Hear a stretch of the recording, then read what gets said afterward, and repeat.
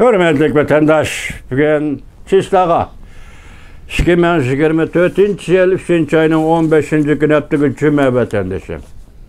Endeki liksimiz ve onun mavzusu mındak. Münasebetler uzul kisil soğup gitti. Amerika Cumhuriyeti oturusundaki münasebetler uzul kisil soğup gitti. Amerika emeldarları Cumhuriyeti doğrusunda mındak geplerini kıldı. Mavzulu haber 3. ayının 14. günü Germaniya sadası ilan kılındı haber. Mındak başlandı. 2024 yıl Amerika'da saylam yılı. Amerika Cumhuriyeti münasebeti endi yaxşılanışqa qarab yüzlənməydi.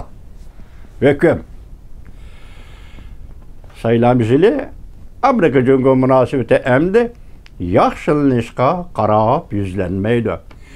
Ötken yıl 11. ayının 14-15. yılı San Francisco söhbetinde şu vaxtki Prezident Obama'nın sabık yukarıdacılık emeldarı İvan Medreslim degeni deysiniz ben vatandaşım. Amerika Cumhuriyeti münasebetinin şiirin ayları 15 gün. 2 hafta degen idi. Şu vaxtdan başlap sizlerge sözlep kilovatımız lekin bugünkisi endi konkretken de vatandaş. Yani saylam devri kelgende Amerika Cumhuriyeti münasebeti zada kandak nasıl endinim deydi. Amerika Cumhuriyeti münasebeti emde yaxşılanmaydı. Bu elbette kişiyle umumiyüzlükten alğan bir xil perezdir. Hem adam azısına qaraydı. Washington taraftan aytqanda cümleden TikTok'tan Irak buluş kanun layihəsinin maqulluğun işini öz işçiga aldı bir qatar hareketlerinin oturğa çıqqanlığından körüp alğılı boladı ki iki devlet yani Amerika Cumhuriyeti növbette təqlikni aşkarlaş basqıçıga kirib geldi. Mana gel. Burun diplomatik yüz xatir. İki devlet münasebeti yüz xatir. Yani bunun dinkin terakki qilish ve yaka başka, sodu başka yolladı bolsun. Muşullarını yüz xatir kılganda biz açıdığan gepni açamadık, deydiğan gepni diyelmedik deydi. Amerika ve Xitay hem özü şundak deyli. Her iki devlet. Endilikte bu makalede bu haberde nem deydi? Hazır iki devlet. Amerika Cumhuriyeti növbette təqlikni aşkarlaş basqıçıga kirib geldi. Qaltısıga vatandaş bunu işinizi çın saklan bulam da. İqlim meseleleri obzorçusu Ding Yuan mundaq görsetdi. Kelgüsü 5 yıl içinde. Başta 10 yıl degen medik. 10 yılın 5 yılı kitip oldu. Endi kaldı 5 yıl. Mana birinci olup obzorçu İqlim meseleleri obzorçusu Ding Yuan nime deydi? Amerika Cumhuriyeti karma karşılığı keyinki 5 yıl içinde texmi keskin, texmi şefkatsiz buludu. Ding Yuan bu efendi Amerika Qo'shma Shtatları Amerika Ovoz radyosunun Xitoy til programmasining takliflik obzorchisi yoki maxsus ton yozuvchisi edi. Hazır bu kishi endi Germaniya sadasiga so'zlabdi. Germaniya sadasi o'zining tahlil, ko'zqarash va fikrlarini asos qilgan asla bu maqolani bu xabarda tayyorlabdi. Bunun mavzusunu başlığa aytdik. Bugün şu növbeti bugün günde Amerika Cumhuriyeti münasebeti zaten nime basqıçta. Başta aytqandak endi bugün bunu so'zlaymiz sizlarga vatandaşlar. Gerçi Amerika Qo'shma Shtatları Prezidenti Joe Biden ötken yıl 11. ayda Reis Xi Jinping bilan ko'rishgan bo'lsa-mu. Lekin 2024 yılı Amerika'da o'tkaziladigan saylamga bog'liq kişiler umumiyüzlük aldı şundak hesaplaydı ki Amerika Cumhuriyeti münasebeti yaxşı bulalmaydı.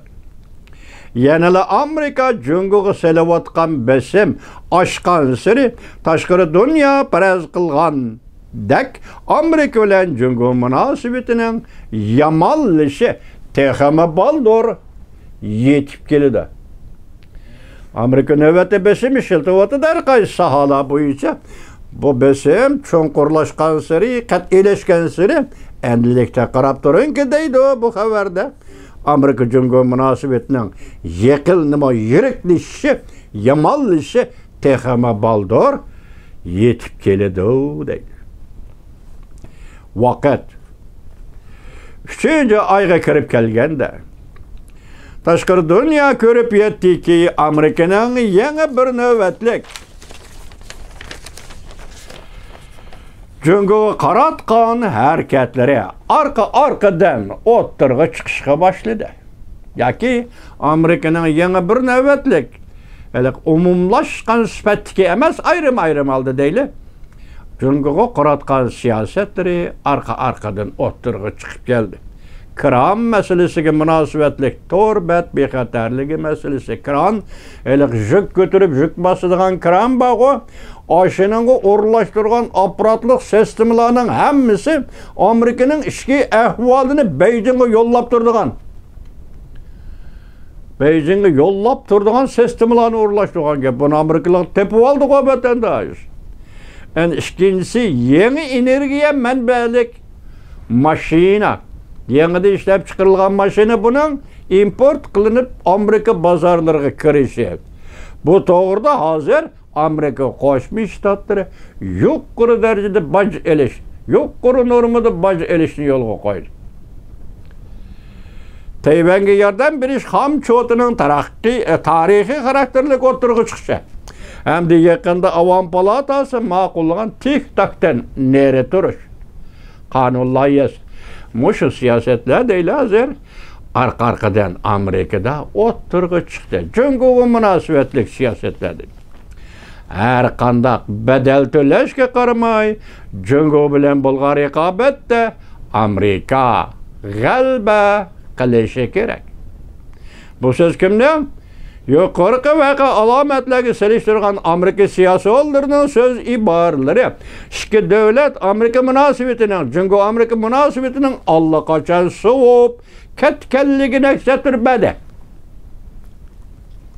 Amerika Qo'shma Shtatlar Savdo ministri Gina Raimondo bir necha kun burun Filippinni ziyorat qilganda Cungo'ni fan texnika sohasida qo'lishovga elish meselesi doğrusu to'xtalganda mening vazifam dedi minister Raimondo Amerika xalqini qo'g'dash.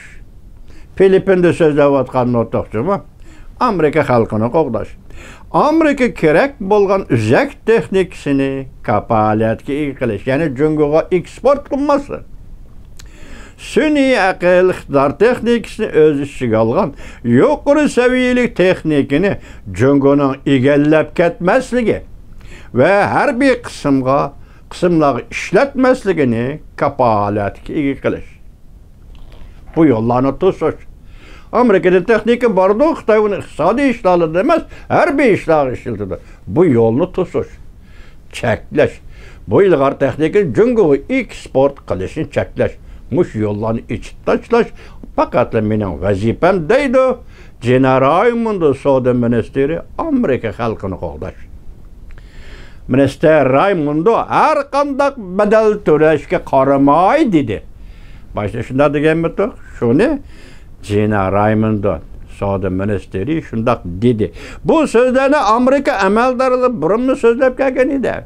Rost so'zlab kelgan edi. Ancha yengiligi yo'q. Şunava ancha yengiligi yo'q. Lekin biz bir qayrilib qaraydigan bo'lsak, bu so'zlar Cungo harbiy sanoatini taraqqiy qildirish uchun bu keskin texnikaga erishmasi kerak deganlikdir.